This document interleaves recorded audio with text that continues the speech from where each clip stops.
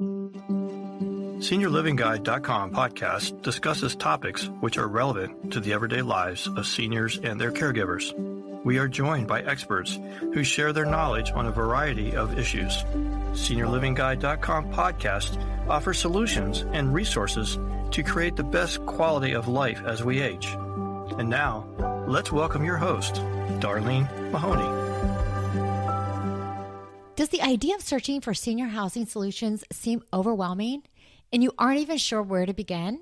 SeniorLivingGuide.com makes senior housing search, home care, home health, as well as many senior resources available to you right at your fingertips in one easy-to-navigate website, allowing you to decide what best fits your needs and budget, connecting you directly and exactly how you want to connect.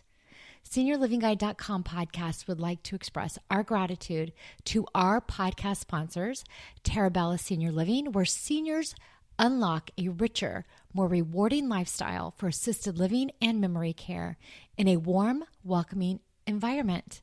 And best-selling author Tom Marks, his new best-selling book titled Coming of Age in Retirement, an advertising executive's story of enlightenment and revelation, is now available on Amazon.com.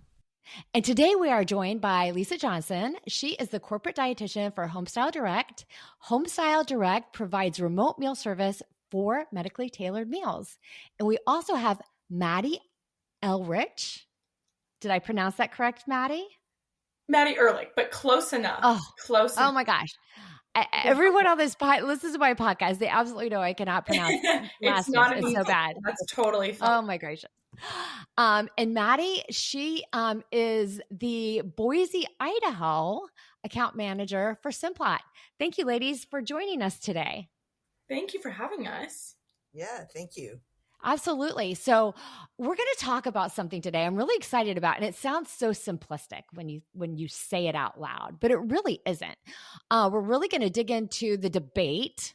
I guess it's a debate. It might be a debate today. There's three of us. Who knows? Between fresh and frozen vegetables. Because I think people have like a misconception potentially that like what's in your freezer is not going to be as healthy as going to the store and buying. I mean, what are your thoughts on that as far as like, is it just about money? Is it nutrition? Is it about, what's the prep on it? I mean, we're going to dig into all of that as far as like, what's the difference? So I think there's a variety of factors that affect your decision about whether you want to use fresh versus frozen or even throwing in canned. At the end of the day, depending on what you're trying to do with the item that you're using, a certain type of application may be more applicable, better for the meal that you're making. But in general, if you compare fresh vegetables and fruits versus frozen, from a nutritional standpoint, you may actually end up, unless you pick your fruits and vegetables exactly at the height of the season and you use them within 3 to 4 days, you may end up with a more nutritious product if you use a frozen food. Yeah, because I think we're trying more and more to eat healthier, especially as we age. We definitely need to be eating healthier. I think some people, younger people, can get away with it a little bit more. But it's something we really need to start being cognizant. I mean, we need to be eating healthy our whole lives. I don't want to give any young person that might be listening, they're out to go eat a bag of candy. But at the end of the day, I think it's important to consider your healthy options and what is available and weigh those options and have that knowledge. Because if you don't have the knowledge, then you're not making the best decisions maybe for yourself or your family. Or if you're a caretaker and you're taking care of older people and seniors and the elderly, you really do want to make sure you're making the best choices for them as well. Yeah. And I would say something too to think about when we're talking about, fresh versus frozen. Of course, I don't think it's one or the other. I think you can have kind of a beautiful combination of the both. But a lot of folks who maybe are afraid of frozen vegetables, in the same token, we're going to probably dive into it. But how much of the fresh produce that you buy at the store ends up at the bottom of your garbage because you didn't eat it before it went bad? So hypothetically, in that scenario, the frozen broccoli in your freezer would have done you a lot better than the broccoli that's spoiled and is now unfortunately going to be wasted, right? So Yeah. I think there's a lot of elements to that conversation as well. Yeah. Do you think that sometimes the fresh vegetables that you're buying at the grocery store tend to go bad quicker than something that you would have in your own garden, or that you're picking up at maybe a co-op or a farmer's market? So the thing you have to remember about fresh that you're buying versus in your garden, typically if we're growing a garden, we're picking it exactly when we want to use it. So you're making spaghetti for the evening, you pick your tomatoes, maybe pick your peppers, you make that sauce, you use it. It's exactly the right ripeness. You're ready to go. Mm. You cook it, you use it, and once it's cooked, you have that week or so shelf life that you can use that sauce again. With fruits and vegetables, they may be traveling 1,000 miles from wherever they were picked. They probably weren't picked at the height of ripeness to allow for that travel. They sit in the store, you bring them home. If you don't use them immediately, they over ripen. And so by the time that you're ready to use it, maybe it's too ripe to use it, and then you have to throw it away, or it's not ripe enough and you let it sit longer. With frozen, it's picked at the height of the season. It's blanched and processed and frozen. The other big benefit here is that it's prepped for you. Mm-hmm. It's cleaned, it's chopped, it's diced, it's ready to go.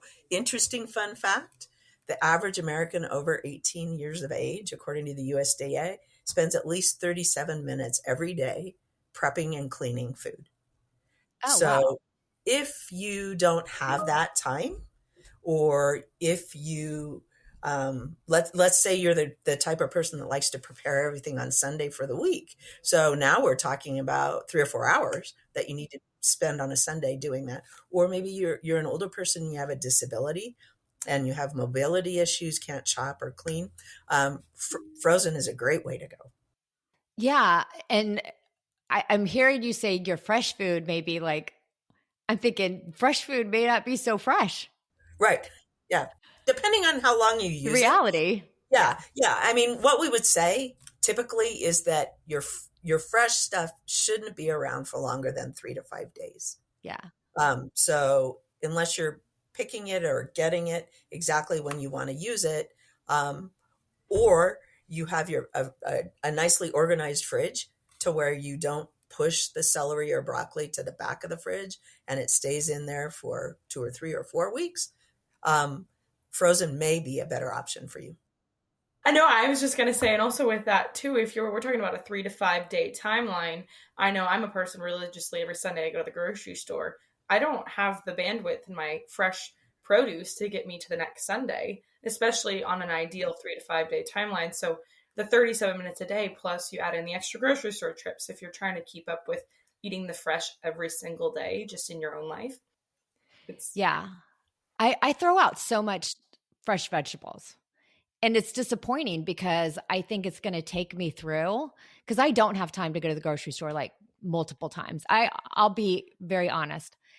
I will use Instacart, which they'll bring it to me, or I pick up delivery. But then I'm trusting another person to pick out my vegetables. And sometimes I get stuff and I'm going, what is this garbage that this person picked out? And then I'm stuck with it. I guess I could get in my car and then drive back and go exchange it. But at the end of the day, what's the point of, paying for a delivery or what have you to bring it to my home? But, and I don't do that all the time, but when I'm tight on time and I'm trying to make dinner and I'm not getting done working until 6:30 at night, and I just, by the time I get there and make dinner, we'll be eating at 10 o'clock at night. So, I really, it can be very frustrating with especially the higher costs that we are now paying for groceries, to realize when you look at your pay, when you throw stuff out, you literally put dollar signs to it and say $5 in the garbage, $6 in the garbage. And it starts adding up really quick on how much money, literally money, you're throwing away into the garbage can. Yeah. And on that same token too, not only is that just dealing with, vegetables or produce that has gone bad, but we kind of don't think about I think it's around 10 to 20% of some vegetables and things like that, that when you're cutting down and you're trimming or you're prepping, you're inevitably not going to be using, and that's more food waste right there. And especially with the rising cost of groceries, that 10, maybe even 20% of dollars is a lot more. That dollar value goes up. Yeah. I can remember one summer, and this was, I think it was probably last summer, not this past summer, but buying a bag of cherries. So excited. And then I couldn't figure out why my food bill was so high. And honestly, I hadn't checked on what the price of the cherries were per pound. Those cherries were $20. And it was not a gigantic bag of cherries, but they were fresh cherries. It was summer. Cherries are like one of my favorite things during the summer, fresh cherries. They were just ridiculous, outrageous. And then you throw half of them away because so many of them are already starting to rot and not be good. And I'm like going, do I get my money back for these? I paid for X amount of pounds of cherries, but then half of them, or a quarter of them, I should say, are going into the garbage. Right. It's heartbreaking when you have to throw it away and you're like, oh my gosh, I was so excited. I spent so much money. I planned my week. Yeah. Oh, yeah. My avocado, my cherries, my whatever is bad. Yeah, 100%. And so you buy those fresh cherries and you portion them, you pit them, you portion them in bags and you freeze them. Right. And then you can put in the little snack bags. And then as you're hungering for fresh cherries, you take them out and use them. So I just learned recently you can do that with grapes. I did not know. I love frozen grapes. I'll do that all the time. You can. Yeah. In general, what I would say for, the question of should I have this fresh or frozen? Generally fresh, things that are high water content, things like lettuce. Kale actually freezes pretty well because it's not as wet. Lettuce, cucumbers, those types of things are going to be better fresh because they have a high water content and you develop ice crystals when that water in the vegetable freezes. Things that like broccoli, squash, like peppers will freeze well. And whether you use them in stir fry, you use them in a soup, they're going to be great any which way. If you want the crunch and munch, so you're doing a stir fry dish and you want things like water chestnuts or you want bean sprouts, those types of things may be better either canned or fresh. Yeah. So as far as like cost, typically, and I do not know the answer, I have no clue, is it typically more expensive to buy frozen because it is already prepped for you, it's clean for you? And if you get, the green beans, they've already snapped off the end, so they're already good to go. Or, the carrots are already cleaned and ready to go, or, all the things that are already prepped and ready to go in the frozen versus buying fresh. I mean, is there a cost saving aspect that you might want to consider? So in general, if you're buying fresh during season, it may be the same cost. It may be a little cheaper than frozen. Frozen, if you look at 365 days over the course of the year, for the most part, is actually going to be cheaper because you're getting to have squash in the summer. You're getting to have green beans in the winter. Those things are they're harvested and processed during season, and then they're available 365 days a year. Obviously, if you add things to frozen. So if it's not just frozen green beans, but it's frozen green beans with a butter Alfredo type sauce on it, it's probably going to be more costly than plain green beans would have been. So my suggestion for your frozen would be to have either sauté sauces, or like a bruschetta, some type of thing that you can have to add to your plain frozen vegetable to spice it up if you want some seasoning, and not need to buy the frozen in a mixed or a sauced item. Plus, it's going to be more healthy for you because it's not going to have added salt and preservatives. Yeah, you definitely want to look at the back of that nutrition bag to see what else is in there. Right. So I do have a question. when you buy a bag of frozen vegetables at the grocery store, you put them in your freezer, how long can you leave it in your freezer before you don't use it and may need to throw it in the garbage? So I I know, mean, does it yeah, freeze? Yeah. it's a great question. And I do think it varies a little bit depending on what type of vegetable or produce that you're talking about. But in my line of work, typically what we'll say is about 18 months in the freezer is unopened. Things will last. So that could vary coming from, a grocery store product, and maybe Lisa has a little bit of a different opinion. But I find too, I don't normally buy freezer things and keep them in there for over a year. Um, but you definitely have a good amount of time. Once you open it, of course, you're dealing with freezer burn and things of that sort. I wouldn't do that. Definitely don't. Right. But you do have a very long time once it's in the freezer. Right. And freezer burn, you can tell that has occurred with the crystals on the vegetables, Yeah. correct? Yeah. Okay. So the other thing you would want to take into account is if you go to the store and you're going to be buying frozen food, I would take whatever, whether you have a freezer bag or you take a cooler with you, but getting it frozen, keeping it frozen and putting in the freezer at home is going to extend the shelf life. What you want to minimize as much as possible is freezing and thawing and freezing and thawing. So, if you lose power, if you're in the middle of, let's say, a hurricane, you lose power, you don't have a generator, you may need to evaluate those types of things. Yeah. When power comes back on. Generally what we say in our line of work, if it's cool to touch and the number that you're looking for is 40 degrees, then you're safe in terms of food safety, to refreeze that, to eat that, whatever, but you will affect the quality of the vegetables if it goes from a thawed to a frozen state over and over again. That is a very good note. Yeah. No, I appreciate that feedback, especially from someone that lives here in Florida. So we tend to lose our electricity every now and then. We've survived this summer so far without any major hurricanes, but we still have a few more days. Who knows? So no, I do appreciate that.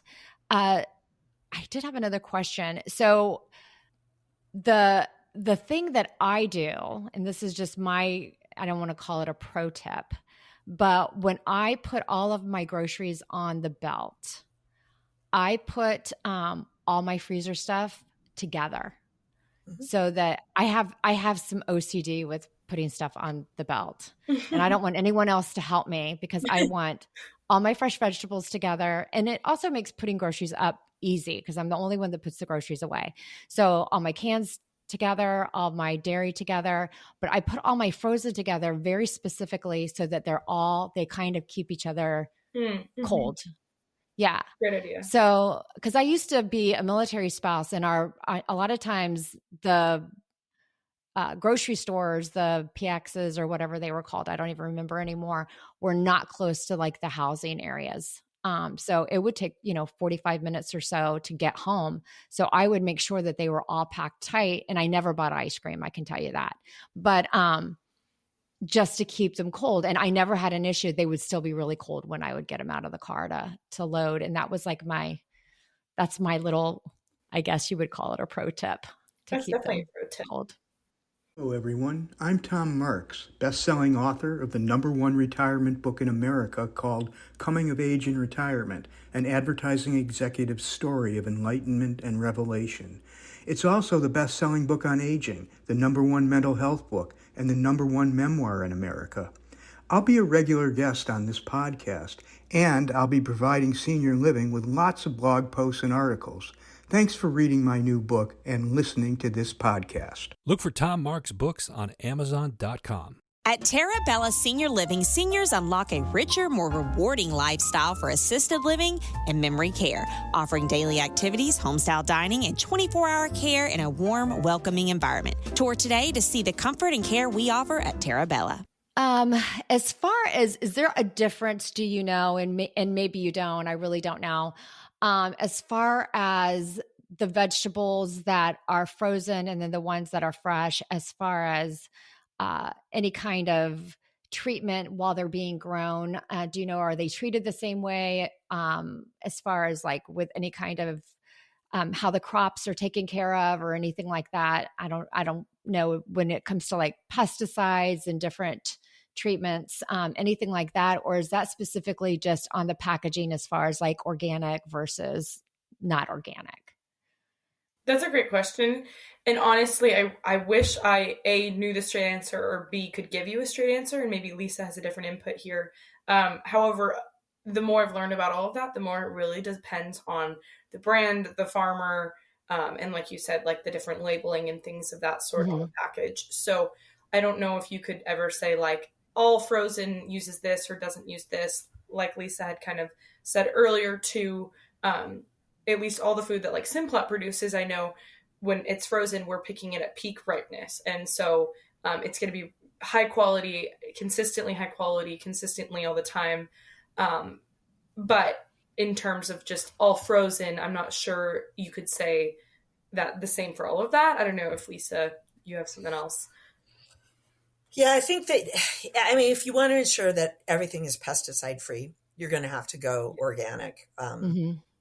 And have to look for a specific brand that highlights that is how that's what they look for, in terms of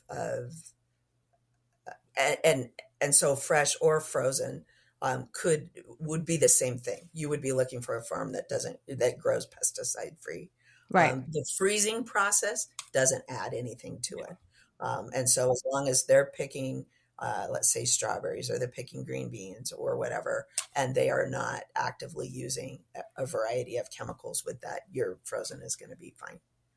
And then clearly, as we all know, it's going to be more expensive to purchase a product that's specifically organic.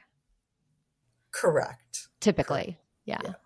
I know when I look at bananas and you have, that to me is the most glaringly obvious between organic and non-organic, because they put them right next to each other. Right.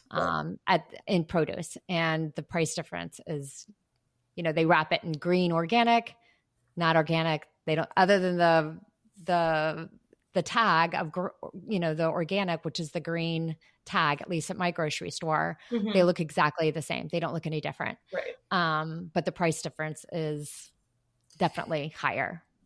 And here's my pro tip with organic. Generally, the way that I look at it, to me, it's wasted extra dollars on something organic, like a banana, let's say, where I'm going to peel it. Yep. And whatever would have come in contact with chemicals is gone. Right. I get spending extra money on something where I'm going to be eating where that chemical has come in contact with. So if you're going to leave the skin on, if you're not going to peel it, if it could have gotten into the item that you're actually eating, that is a consideration. But, if you always peel your apples, or in a banana, or oranges, you take the orange peel off, right, or you take the banana skin off, you may want to consider going with just the regular variety, because essentially you're peeling off anything that would have that chemical. Right. Yeah. That is a great pro tip. Thank you for that. So as far as texture, is there a difference in texture, fresh versus frozen, because of the freezing process? So like we were saying with stir fry, if there's something that you want that has a specific crunch and munch to it, or a salad, lettuce is going to do better as a fresh product. Cucumbers are going to do better as a fresh product. Things that don't have a high moisture content, and that, you're essentially like a green pepper, or squash or broccoli, they're going to be as crunchy, fresh versus frozen. The freezing process doesn't really affect the texture so much as the cooking process does. Mm-hmm. So if you want your broccoli to be crunchy from a frozen state, steam it, stir fry it, broil it in the oven, bake it in the oven, maybe with some balsamic on it. Don't drown it in water on the stove and cook it for 25 minutes, because then you've leached all the vitamins and minerals out, and you've taken all the cellulose and fiber out of the stock, and it's not crunchy anymore. Mm-hmm. So when you use, I know that one of the things, I'll be honest with you, that I buy, and maybe it's because I'm lazy, But I do like the frozen in the steam bags. Because I will buy those and I will just steam them right in the microwave. And then I just put a little bit of seasoning on them and then that's it. Because I don't want the butter, I don't want the oil, I don't want any of that stuff. And to me, that is the easiest thing in the whole world. Right. So that has taken the extra step of needing to use a steamer, and you've just put it all in the bag. So that makes it even easier, and probably more time effective, versus getting a bag of, let's say, frozen broccoli, and needing to figure out which way you're going to prepare it, how you're going to cook it. You've just taken that extra step out. So I would think for a person who's has time issues and or has maybe mobility issues, that's a great option. Yeah. Because it's a one-stop shopping. And it's so super easy. And you can do that with pretty much any vegetable. I mean, one thing that I like is Brussels sprouts. So I'll buy the frozen Brussels sprouts, and you can, before steaming it, I put some olive oil and some salt in there, and I shake that and I steam it, and it's delicious. So those are the basic differences. And we've really gone over, I think, a lot with as far as like the spoilage and different things like that. So as far as yourselves, what do you really insist be fresh versus frozen? What do you think of and you say, you know what, I do not ever want to eat that frozen, or I don't ever want to eat that fresh? I mean, honestly, I'll do a good amount frozen, especially like I had said, being in this job. I've just tried a lot of different frozen things, more than I ever thought I would. I would never think to buy, like Lisa said, like frozen lettuce. I just wouldn't do that. I don't know how you would like make that work in a salad and things of that sort. I also think something that's cool is the idea of blending fresh and frozen. As I mentioned earlier, I prefer a fresh avocado, although they're really expensive and you can buy frozen avocado. And so kind of mixing that, like, especially if you're going to make a guacamole, it's nice because it saves the cost. And avocado, you have like 30% waste with just one. So more of those leafy greens, I'll kind of steer towards fresh, but like broccoli, I will always buy frozen. I am carrots, I buy a lot of frozen carrots. Those are just some I'm thinking off the top of my head. How about you, Lisa? So the two things I would never buy frozen, you can't make a frozen baked potato. And I love baked potatoes. That's my go-to. That's my comfort food. So I can't imagine a world where a frozen baked potato makes sense. I also love peaches, and there isn't a frozen peach in any form. I mean, you can gussy them up, and Simplot has great frozen peaches. But to me, a fresh peach picked right off the tree when it's ready to go, there's nothing better. It bursts with flavor. Yeah. And you can grill it. You can cut it and eat it. You can make cobbler with it. It's just great. But I love peaches enough to where December 31st, if I want to have peach cobbler, I probably would be willing to compromise and buy frozen peaches and make my cobbler. Yeah. Oh my gosh. No, I absolutely agree with you. As far as the fresh versus frozen on the leafy greens, I definitely can't imagine lettuce, any of that frozen. I definitely want to have that fresh for sure. It just doesn't even enter my mind as an option when thinking about that for sure. So yeah. So I agree with you on that. So one of the things I wanted to also mention, because one thing that I know that some of our listeners like are like pro tips on how to use some of these things. So if you've got frozen, like in a really quick, easy way, frozen vegetables and frozen fruits, one of the things that comes to my mind that is super easy to do, super healthy if you're not cooking a meal, is our smoothies. And these are really great go-tos for smoothies, right? What are some? Spinach is one choice of a green that actually does well frozen. Okay. Either using it in a smoothie and or cooking it as a green as a side. Another good option for a frozen green is kale. Kale actually freezes pretty well and you can use it.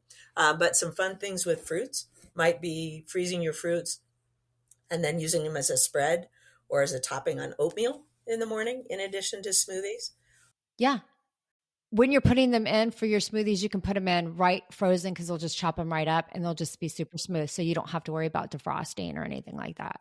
And something I like about that too is when I make smoothies and I'm using frozen fruit, I don't put any ice in there really, or maybe a cube or two, but it's not watering your smoothie down. So I think it tastes even better because you're getting the cold from the frozen fruit that you're using. And I even throw some frozen spinach in there sometimes too, and call it a day. And it's cold, it's the smoothie texture, and you don't need to water it down. So the flavor is even better. So what else do you add into your smoothie? If you're adding frozen vegetables, some spinach, do you put honey in there? Do you put milk, or exactly what else do you add? I'll do some yogurt. I'll do milk. I honestly, when I'm making a smoothie, it's whatever I've got. Like I'm feeling lazy. It's whatever's in the freezer, whatever's in the fridge. I'll do, if I've got fresh fruit I need to eat up, I'll put a little bit of that in there. Normally frozen fruit, normally some yogurt, maybe some water, maybe some milk. If I have orange juice, I never do, but have that lying around, throw it in there. Maybe protein powder, call it a day. So for a sweet, a great option is to do half honey and half agave. Okay. The two sugars have different flavors, and it will increase your sweet profile, and it actually has less glycemic index by combining the two. That sounds delicious. I like that idea. Very good. I also want to try, I don't know if either of you have ever tried adding some avocado in a smoothie, because I know it gives it that creamy texture. So you have a recipe for your triple berry with yogurt, with agave, with an avocado. It is delicious. Have you tried? I haven't tried it yet. I need to. Yes, Mackenzie and I made them for a discussion. Oh, yummy. They are so yummy. Awesome. Okay. So Lisa, share exactly what's in that smoothie. So it's a triple berry blend. I believe it's Marionberry, blackberry, and blueberry. Yeah, that sounds right. But you could also put raspberries in it. But anyway, it's a berry blend with yogurt to taste, unsweetened yogurt. I did half agave, half honey for the sweet of it, and you put in probably an ounce per cup of smooth or like diced or mashed avocado. That is a great recipe for our listeners. That sounds so good. Sounds so good. Really good. I'm going to place my Instacart order right now. I'm just kidding. Put a little orange juice in if you want to thin it, and give it a little bit more sweet and a different fruit flavor. Delicious. Oh, wow. That sounds absolutely delicious and so refreshing and so healthy and good for you. Mm. Yeah, it is. Yeah. Mm-hmm. And to have healthy, good for you, and delicious all in one sentence. Yeah. It's the win. It is the win. You're exactly right. That's perfect. Well, ladies, is there anything else before we sign off on this podcast that we haven't talked about with fresh versus frozen? I will be very honest with you. This has been such a great podcast, so enlightening, so fun. But if there's anything we didn't talk about, I definitely want to mention it before we sign off. I think it's been such a fun conversation too. And I would just encourage all the listeners to not be afraid of the frozen produce and to kind of just maybe do a mental inventory and kind of a self-check of like, hey, what do I consistently throw out, or what do I maybe want to utilize more of? And you can have a nice blend in your own pantry at home or in your own freezer too of what that kind of looks like, because what can you do to cut down the food waste, cut down your expenses, but also kind of have a nice stock on hand. Because I know when you've got like the frozen broccoli in your freezer, it's a lot easier to make a homemade meal that's still nutritious when you haven't gone to the store in a week or 2 weeks, when you've got some things on that are frozen, versus, spending more money eating out or just kind of resulting to the mac and cheese box on the shelf. So just encouraging folks to kind of do a self-check. What are you throwing away? What could you use more of? And what are you going to be using it for? What's the application? Because a lot of times frozen can be a good benefit. Yeah. And to know that it lasts 18 months. Holy cow. That's insane. Yeah. Yeah. Yeah.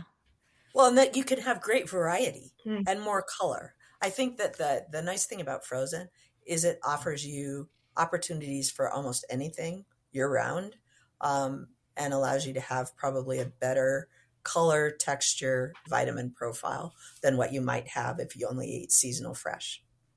Ah, there you go. That's a whole different spin on it. I like that. Yeah. Perfect. All right. Well, everyone, thank you so much for listening today. I did want to mention Homestyle Direct.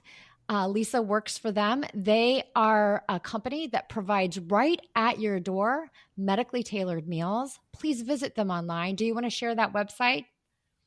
HomestyleDirect.com. Oh my gosh, that was super easy. And even though we mentioned it, that website URL is also going to be available in the description of all the podcasts. This episode, I should say. So definitely check it out, and you should be able to click on it, and we'll take you right to their website, and you can find out more about Homestyle Direct. And if you enjoyed this podcast, we have over 110 at this point episodes with different varieties of subjects that we talk about everything under the sun. Please check us out anywhere you listen to music or podcasts. Thanks for listening.